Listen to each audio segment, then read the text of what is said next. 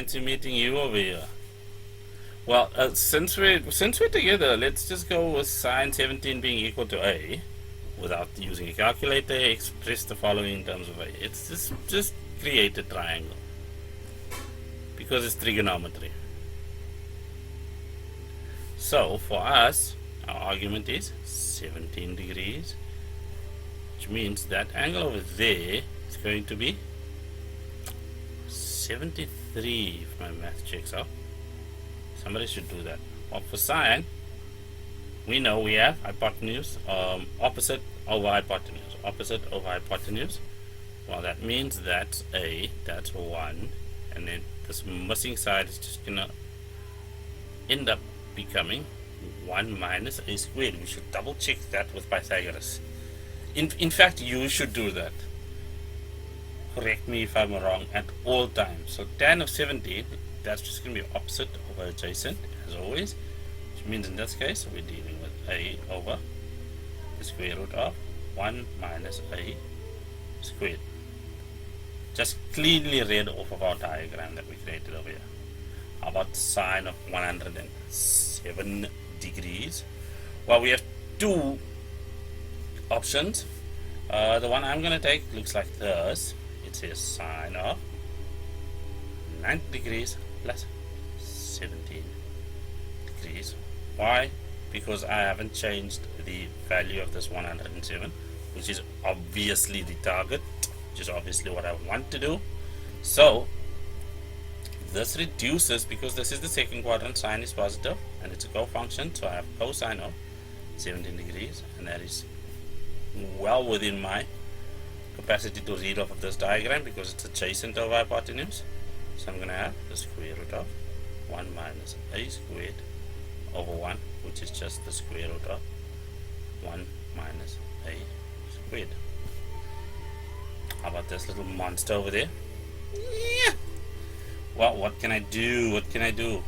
I have cosine squared of 253 degrees plus sine squared of 557 degrees. Well, let's just take that rotation off of there first. So 557 minus 360.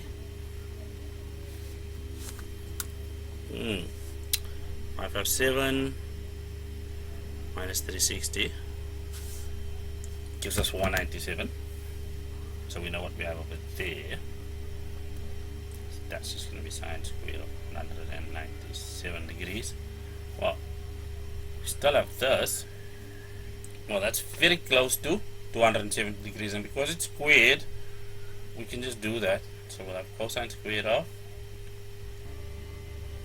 270 degrees minus 17 degrees.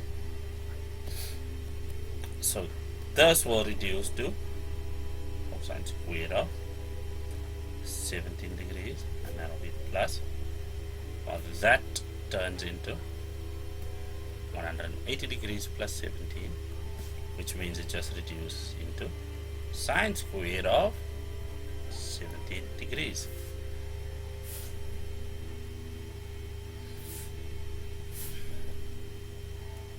Sine squared of 17 degrees.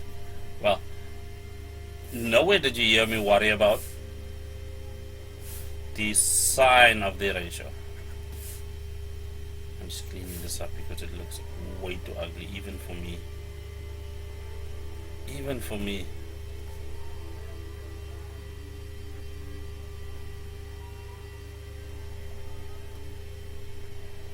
Right. Creates a little bit more happiness over there. So, as I was saying, I did not care about any signs about when it came to the reductions in terms of which quadrant and all of that. I just made sure it was legal in terms of that being 180 plus 17 and this being 270 minus 17. So these are all legal reductions for these values. The reason I didn't care about any signs is because, well, these ratios that we're dealing with in this current step are all squared, and a negative times a negative is going to give you a positive, as well as a positive multiplied by a positive.